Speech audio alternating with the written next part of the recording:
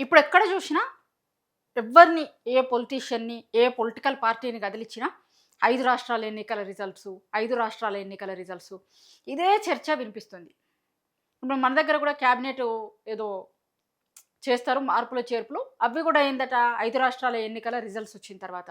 5 రాష్ట్రాల ఎన్నికలు ఎందుకు ఇంత కీలకంగా మారినాయి? ఎందుకు దాని తర్వాత ఏం మార్పులుంటాయి? అనేది ఇప్పుడు అన్ని చోట్ల జరుగుతున్న చర్చ. 5 రాష్ట్రాల ఎన్నికలు అయిపోయినాయి. వెస్ట్ బెంగాల్, తమిళనాడు, కేరళ, అస్సాం, పుదుచ్చేరి. ఈ 5 రాష్ట్రాలకు ఎన్నికలు జరిగినాయి. ఒక్క వెస్ట్ బెంగాల్‌లో 2 ఫేజులలో ఎన్నికలు జరిగినాయి. మిగతా అన్ని చోట్ల ఒకటే ఫేజ్‌లో ఎన్నికలు జరిగినాయి. అయితే ఈ 5 రాష్ట్రాల ఎన్నికల రిజల్ట్స్ 4 తారీఖు రోజు వస్తాయి. ఇంకొక 2 రోజుల మధ్యలో ఖాళీ ఉంది. ఇయాల 1 తారీఖు, 2, 3 ఖాళీ ఉన్నాయి. 4 తారీఖు రోజు ఈ టైంకి ఎలక్షన్ రిజల్ట్స్ వచ్చేస్తది. అయితే ఎన్నికల ముందు, ఎన్నికలు జరుగుతున్నప్పుడు ప్రీ పోల్ సర్వేలు గురించి ఎట్లయితే చర్చ జరుగుతుందో, ఎన్నికలు అయిపోయిన తర్వాత ఇప్పుడు ఎగ్జిట్ పోల్స్‌లలో ఇచ్చినటువంటి రిపోర్ట్స్ మీద విపరీతంగా చర్చ జరుగుతుంది. ప్రతిసారి కూడా ఎక్కడ ఎన్నికలు జరిగినా ఎగ్జిట్ పోల్స్ మీద విపరీతమైన చర్చ జరుగుతది. కొన్ని సంస్థలు ఇచ్చేటువంటి ఎగ్జిట్ పోల్స్ మేము ఇగో ప్రతిసారి ప్రతి రాష్ట్రంలో జరుగుతున్న ఎన్నికలల్ల మేము కరెక్ట్ నంబర్స్ ఇస్తున్నాం, సీట్లు ఇస్తున్నాం, ఓట్ల షేర్ ఇస్తున్నాం. మా సర్వే సంస్థ చాలా క్లారిటీగా బాగా చేస్తది మా సర్వే సంస్థ అది అని ఆ సర్వేలు రిజల్ట్స్ చెప్పుకుంటా ఉంటాయి. అయితే ఇప్పుడు ఈ 5 రాష్ట్రాల ఎన్నికలప్పుడు కూడా చాలా సర్వే సంస్థలు వాళ్ళ రిపోర్ట్స్‌ని ఇచ్చినాయి. దాని మీద చర్చ జరుగుతుంది. అన్నింటికంటే ఎక్కువ చర్చ దేని మీద జరుగుతుందంటే వెస్ట్ బెంగాల్ మీద జరుగుతుంది. వెస్ట్ బెంగాల్‌లో చాలా మంది ఇచ్చినటువంటి సర్వే రిపోర్ట్స్ మీద విపరీతంగా చర్చ జరుగుతుంది ఇప్పుడు. గతంలో కూడా వెస్ట్ బెంగాల్‌లో అందరిచ్చిన సర్వే వేరు, వచ్చిన రిజల్ట్ వేరు. అప్పుడు కూడా ఇక బీజేపీ వస్తుంది అన్నలానే చాలామంది ఇచ్చిర్రు. కానీ అక్కడ మళ్ళా మమతనే గెలిచింది. ఇప్పుడు కూడా ఏంది అంటే వెస్ట్ బెంగాల్‌లో విపరీతమైన చర్చ జరుగుతుంది. అది బీజేపీ చేతికి పోతది అని. దాదాపు చాలా సర్వే సంస్థలు ఇదే చెప్పినాయి. కొంత ఓట్ల పర్సెంటేజ్ తక్కువ కనిపిస్తుంది. మరి అది ఎటన్నా కావచ్చు. సీట్ల సంఖ్యలో కూడా పెద్ద తేడాలు కనిపిస్తలేవు. ఇద్దరికి వచ్చినటువంటి సీట్ల సంఖ్యలలో చాలా సర్వే ఏజెన్సీలు ఇచ్చినాయి. ఎగ్జిట్ పోల్స్ అన్నీ ఎగ్జాక్ట్ పోల్స్ అయితాయా లేవా అనేది రిజల్ట్ వచ్చిన రోజు తెలుస్తుంది మనకి. కానీ ఇప్పటివరకైతే ఆ ఎగ్జిట్ పోల్స్ వచ్చిన విధానం మీద వాళ్ళు ఇస్తున్నటువంటి రిపోర్ట్స్ మీద విపరీతమైన చర్చ జరుగుతుంది. నా వెనకాల మీరు ఇప్పుడు స్క్రీన్‌లో చూస్తుంది కూడా ఒక సర్వే వాళ్ళు చేసిందే. చాణక్య వాళ్ళు చేసినటువంటి సర్వే రిపోర్ట్ ఇది. చాలామంది సర్వేలలో వెస్ట్ బెంగాల్‌లో ఇట్లాంటి ఫలితాలనే ఇచ్చిర్రు. అసలు ఏంది వీళ్ళు 5 రాష్ట్రాలలో ఇచ్చినటువంటి సర్వే రిపోర్ట్స్ ఏంది డీటెయిల్‌గా దీంట్లో ఉన్నాయి. దీన్ని ఒకసారి చూద్దాం. చూసిన తర్వాత మళ్ళా మిగతా విషయాలు చెప్తా నేను మీకు. ఇది తమిళనాడు అసెంబ్లీ ఎన్నికలకి సంబంధించింది. తమిళనాడు అసెంబ్లీ ఎన్నికల రిజల్ట్స్ ఇగో ఇట్లా ఉండొచ్చు అనేది వీళ్ళు చేసిన సర్వే. ఇది స్టాలిన్ పార్టీ. ఇది జయలలిత పార్టీ. జయలలిత ఇప్పుడు లేరు. కానీ ఆ పార్టీ ఎన్నికలలో ఎట్లా వస్తాయి రిజల్ట్స్ అనేది. ఈ టీవీకే ఏంది అంటే కొత్తగా వచ్చినటువంటి విజయ్ పార్టీ ఇది. టీవీకే పార్టీ తమిళ హీరో సూపర్ స్టార్ ఉన్నాడు కదా విజయ్ మొదటిసారి ఎన్నికల బరిలోకి దిగిండు ఆయన. ఎన్నికలకి కొన్ని నెలల ముందు ఆయన పార్టీ పెట్టిండు. పార్టీ పెట్టిన తర్వాత ఎవరితోనైనా పొత్తు పెట్టుకుంటాడేమో, పొత్తులు ఉంటాయి అది ఇది అనే చర్చ జరిగింది. కానీ ఒంటరిగానే ఆయన బరిలోకి దిగిండు. అయితే కొన్ని సర్వే ఏజెన్సీలు ఏం చెప్పినాయి అంటే ఆయన సీఎం అవుతాడు అని కొంతమంది చెప్తున్నారు. కొంతమంది ఏమో భారీగా ఓట్లు చీల్చుతాడు అని కొంతమంది చెప్తున్నారు. కొంతమంది ఏమో వాళ్ళు కింగ్ మేకర్లు అవుతారు, హంగ్ వస్తుంది అక్కడ అనేది కొంతమంది చెప్తున్నారు. అయితే వీళ్ళు ఇచ్చిన సర్వేలో అయితే వాళ్ళకు వచ్చేటువంటి సీట్ల సంఖ్య చాలా తక్కువగానే చూపిస్తున్నారు. అయితే నిజంగా ఇవన్నీ ఈ ఎగ్జిట్ పోల్స్ అన్నీ కరెక్ట్ అవుతాయా అంటే చాలా సందర్భాలలో ఎగ్జిట్ పోల్స్ ఎగ్జాక్ట్‌గా ఏం రావు. కానీ ఎన్నికలు జరిగే రోజు చేసేటువంటి సర్వే కాబట్టి కొంత ఓటరు నాడి తెలుస్తుంది ఆ రోజు అని చాలామంది అభిప్రాయపడతారు. అందుకే ఎగ్జిట్ పోల్స్‌కి అంత ప్రయారిటీ ఉంటుంది. ఎన్నికలు అయిపోగానే ఇమీడియట్‌గా అన్ని రాజకీయ పార్టీలు ఎగ్జిట్ పోల్స్ వైపు చూస్తాయి. ఎగ్జిట్ పోల్స్‌లో ఏమిచ్చిర్రు అనే దాన్ని అనలైజ్ చేసుకుంటారు.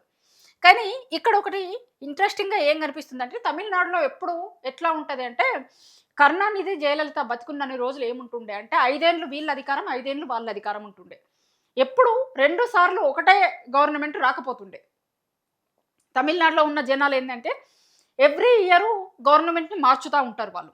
ఎప్పుడు 2 సార్లు అధికారంలోకి ఒకటే పార్టీ వచ్చింది. చాలా తక్కువ. ఒక్క సందర్భంలో 2 సందర్భాలలో వాళ్ళు రిపీట్ అయ్యారు. అయితే ఇప్పుడు ఆల్రెడీ అక్కడ స్టాలిన్ ముఖ్యమంత్రిగా ఉన్నాడు. ఇప్పుడు మళ్ళా స్టాలినే గెలుస్తాడు అనేది చాణక్య సర్వే ఇచ్చింది. చాలామంది కూడా చాలా సర్వేలు కూడా స్టాలినే వస్తాడు అనేది చెప్తున్నారు. ఇప్పుడు నిన్న మొన్న దాకా డీలిమిటేషన్ మీద గొడవ జరిగింది చూసిరా? గొడవ జరిగినప్పుడు స్టాలినే ఆ పార్లమెంట్ బయట డీలిమిటేషన్ పేపర్లు కాలబెట్టిరు చూసిరా? ఇంకొక ఉద్యమం చేస్తాం మేము, దక్షిణాదికి కనుక అన్యాయం జరిగితే అది ఇది అని మాట్లాడుతున్నారు కదా స్టాలిన్. సో స్టాలిన్ మళ్ళొకసారి అధికారంలోకి వస్తారు, అక్కడ వాళ్ళ పార్టీనే గెలుస్తుంది అనేది చర్చ జరుగుతుంది. మేజర్గా చర్చ దాని మీదనే జరుగుతుంది.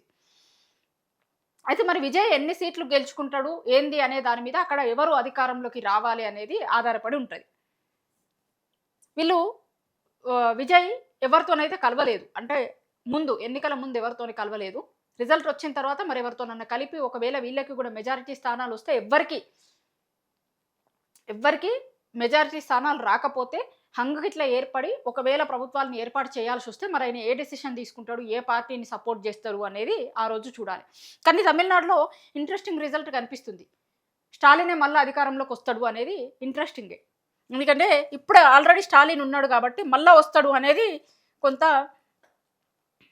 మనకు కనిపిస్తున్న దాంట్లో. ఇక్కడ ఓట్ల షేర్ చాలా తక్కువ కనిపిస్తుంది చూడండి. ఇక్కడ 42-46% స్టాలిన్కి కనిపిస్తే జయలలిత పార్టీకి 36-40% వరకు. ఒకవేళ ఈ 42కి పోయినా ఇది తక్కువకి వచ్చినా కూడా మరి రిజల్ట్స్ ఎట్లా ఉంటుంది అనేది ఆధారపడి ఉంటుంది. అంటే ఓట్ షేర్ కూడా చాలా ఇంపార్టెంట్ అవుతుంది, చాలా కీలకమైన రోల్ పోషిస్తుంది. చాలా సందర్భాలలో ఏంటి అంటే మనం కొంతమందిని చూస్తాం 500 ఓట్లతో ఓడిపోయారు, 1000 ఓట్లతో ఓడిపోయినటువంటి వాళ్ళు చాలామంది ఉంటారు. కొంత ఎగ్జిట్ పోల్స్లో అది అటు ఇటుగా అవుతూ ఉంటుంది, అంత ఎగ్జాక్ట్లీగా తెలియవు. అందుకే ఎగ్జిట్ పోల్స్కి వచ్చిన రిజల్ట్స్కి ఎందుకు తేడా వస్తుంది అంటే ఎగ్జిట్ పోల్స్లో అనుకున్న దానికంటే ఇప్పుడు 500 ఓట్లతోని 200, 300 ఓట్లతోని ఓడిపోయేటోళ్ళు కూడా ఉంటారు. కొన్ని సందర్భాలలో ఒక 10 సీట్లు అట్లా అటు ఇటు అయినాయి అనుకోండి, రిజల్ట్ మొత్తం మారిపోతుంది. ఇది వెస్ట్ బెంగాల్కి సంబంధించింది. వెస్ట్ బెంగాల్ది కూడా ఇంట్రెస్టింగ్. ఇప్పుడు ఈ మొత్తం 5 రాష్ట్రాల ఎన్నికలలో 3 రాష్ట్రాలని చాలా కీలకంగా అబ్జర్వ్ చేస్తున్నారు అందరూ. తమిళనాడు కావచ్చు, ఎందుకంటే తమిళనాడులో రిపీట్ అవుతుంది ప్రభుత్వం అనేది కొంత ఇంట్రెస్టింగే. వెస్ట్ బెంగాల్ది అట్లనే కేరళ. ఈ 3 చాలా ఇంట్రెస్టింగ్గా కనిపిస్తున్నాయి ఎన్నికల రిజల్ట్స్లలో. వెస్ట్ బెంగాల్ది ఏంటి అంటే మమతా బెనర్జీ, ఇంకో దిక్కు బీజేపీ.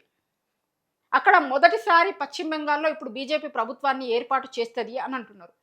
కొంత లెఫ్ట్ ప్రాబల్యం ఉన్నటువంటిది ఉంటుంది. మమతా బెనర్జీ అక్కడ ఇప్పుడు సీఎంగా ఉంది, మళ్ళీ మమతానే సీఎం అవుతుంది అని కొంతమంది చెప్తున్నారు. లేదు బీజేపీ గవర్నమెంట్ వస్తుంది అక్కడ అనేది ఇంకా కొన్ని సర్వేలు చెప్తున్నాయి. ఒకవేళ బీజేపీ కనుక అక్కడ అధికారంలోకి వచ్చింది అనుకోండి, నిజంగా కొంత ఒక మిరాకిల్ లాంటిదే. కొన్ని చాలా పొలిటికల్ ఈక్వేషన్స్ మారుతాయి అనడానికి వెస్ట్ బెంగాల్లో బీజేపీ అధికారంలోకి వస్తే దాని తర్వాత చాలా పరిణామాలు మారుతాయి రాజకీయాలలో అనేది మనకు అర్థమవుతుంది. ఇప్పుడు అక్కడ ఎట్లయిపోయింది అంటే మమతా బెనర్జీ వర్సెస్ మొత్తం కేంద్రం అన్నలాగా. మొత్తం అమిత్ షా అక్కడనే వారం 10 రోజుల నుంచి ఉన్నాడు, వాళ్ళ కీలకమైనటువంటి మంత్రులు ఉన్నారు, చాలా ఇష్యూస్ని టేకప్ చేసిర్రు.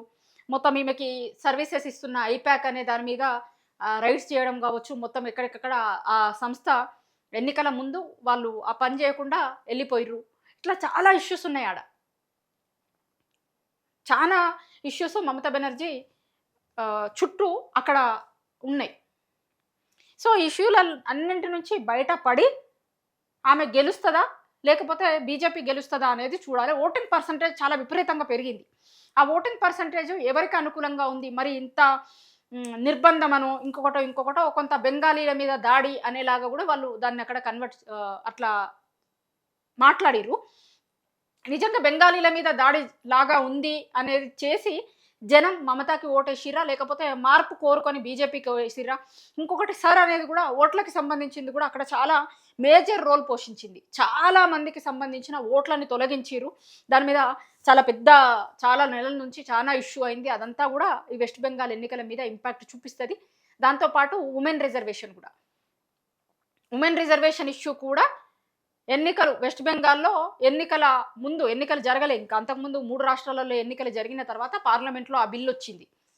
అప్పటికి తమిళనాడు ఎన్నికలు జరగలేదు, వెస్ట్ బెంగాల్ ఎన్నికలు జరగలేదు. సో ఆ ఉమెన్ రిజర్వేషన్ బిల్లుని ప్రతిపక్షాలు వ్యతిరేకించినాయి, అది వీగిపోయింది. సో బీజేపీ ఏం చెప్పింది? ఎన్డీఏ కేంద్రంలో ఉన్నటువంటి ప్రభుత్వం ఏం చెప్పింది? మేము మహిళల కోసం ఇన్ని చేద్దాం అనుకొని తీసుకొని వచ్చినాం. కానీ వీళ్ళు ఈగొట్టిర్రు. వీళ్ళకి మహిళల్ని రాజకీయంగా రావడం ఇష్టం లేదు. ఇది లేదు, అది లేదు అనేది ఎన్నికల ప్రచారాస్త్రంగా వాడుకున్నారు. తమిళనాడులో అట్లనే జరిగింది. వెస్ట్ బెంగాల్‌లో అట్లనే జరిగింది. మరి అప్పుడు వుమెన్ ఓటర్లు ఎవరి వైపు నిలబడ్డరు అనేది కూడా కీలకమైతది. ఈడ బీజేపీకి 150 నుంచి 160 చూపిస్తున్నారు. మమతాకి 130 నుంచి 140 చూపిస్తున్నారు. అంటే ఒక 20 సీట్లు అటు ఇటుగా కనిపిస్తుంది. మరి ఆ 20 సీట్లు ఎటువైపు పోతే ఏం జరుగుతది అనేది చూడాల్సి ఉంటది. ఇది కేరళ. ఇప్పుడు ప్రెజెంట్ అక్కడ పినరయి విజయన్ ఉన్నాడు. ఎల్‌డీఎఫ్ నుంచి పినరయి విజయన్ అక్కడ సీఎంగా ఉన్నారు ఇప్పుడు.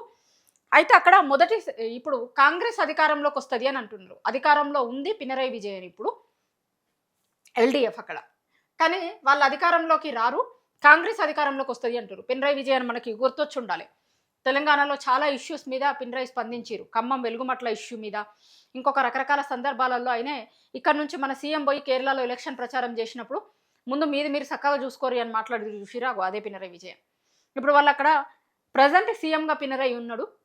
ఇప్పుడు కాంగ్రెస్ అధికారంలోకి వస్తుంది అని అంటున్నారు కేరళలో.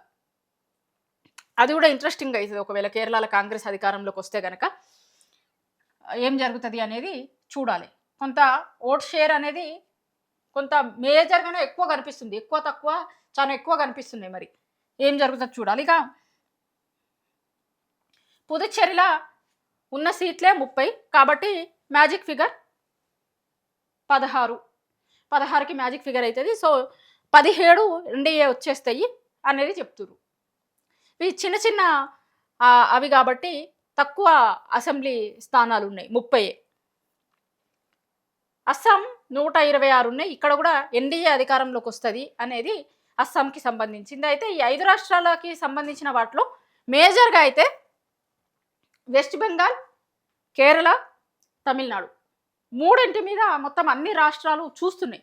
ఎందుకంటే కేరళ చాలా ఎడ్యుకేటెడ్ రాష్ట్రం, నిరక్షరాస్యులు చాలా తక్కువ, నిరుద్యోగ పర్సంటేజ్ కూడా తక్కువ, చాలా వాటిల్లో చాలా అడ్వాన్స్డ్గా ఉంటారు కేరళకి సంబంధించిన ప్రజలు. అక్కడ ఉన్నటువంటి జనం ఓట్లు వేసేటప్పుడు చాలా ఇష్యూస్ని పరిగణలోకి తీసుకొని ఓటింగ్లో పాల్గొంటారు అనేది మనం చెప్పుకుంటూ వచ్చినాం చాలా రోజుల నుంచి. కేరళ విద్యాపరంగా వాళ్ళు చాలా అడ్వాన్స్డ్గా ఉంటారు.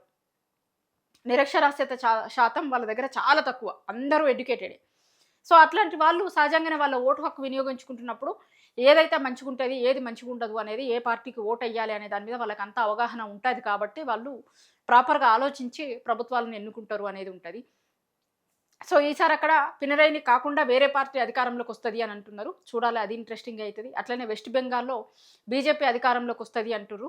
ఒకవేళ అట్లా వస్తే కనుక చాలా మార్పులు ఉంటాయి. అన్ని రాష్ట్రాలకి సంబంధించి చాలా ఇష్యూస్లలో చాలా మార్పులు ఉంటాయి అనేది ఇక క్లారిటీగా అర్థమైపోతుంది ఒకవేళ అక్కడ బీజేపీ వస్తే కనుక.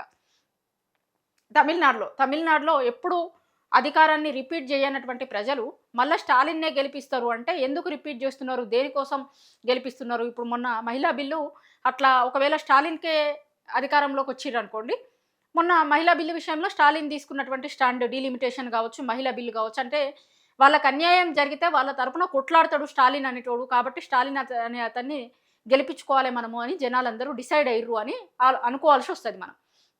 ఎందుకంటే అదే ఎన్నికల ముందు మేజర్ ఇష్యూగా ఉంది. కాబట్టి ఆ దక్షిణాదికి అన్యాయం జరిగితే వాళ్ళ తరపున వాళ్ళ వాయిస్గా కొట్లాడేటువంటి వ్యక్తిని గెలిపించుకోవాలి అని వాళ్ళు గెలిపించుకుంటున్నారు అని ఆలోచించాల్సి వస్తుంది. అందుకోసమనే మళ్ళీ ప్రభుత్వాన్ని వీళ్ళు రిపీట్ చేసుకుంటున్నారు అనేది అర్థమవుతుంది మనకి. సో ఏదేమైనా ఇంకొక 2 రోజులలో ఎగ్జాక్ట్లీ పోల్స్ వస్తాయి. ఆ ఎగ్జాక్ట్లీ పోల్స్ వచ్చిన తర్వాత ఏ రాష్ట్రంలో ఏ పార్టీ గెలిచింది, ఎవరు ప్రతిపక్ష పాత్ర పోషిస్తున్నారు, వాళ్ళకు వచ్చినటువంటి ఓట్లెన్ని, సీట్లెన్ని, దాని తర్వాత మిగతా రాష్ట్రాలలో రాజకీయం ఎట్లా మారబోతుంది అనేటువంటి దాని మీద ఒక క్లారిటీ వస్తుంది. ఇప్పుడు వచ్చినటువంటి ఎగ్జిట్ పోల్స్ అన్నీ కూడా ఎగ్జాక్ట్లీగా అట్లాంటి రిజల్ట్సే వస్తుంది అని లేదు. కానీ ఈ 5 రాష్ట్రాల ఎన్నికల రిజల్ట్స్ అనేది చాలా రాష్ట్రాలకి సంబంధించినటువంటి భవిష్యత్తు దీని మీద ఆధారపడి ఉంటుంది అనేది మాత్రం చాలామంది పొలిటికల్ ఎనలిస్టులు అభిప్రాయపడుతున్నారు.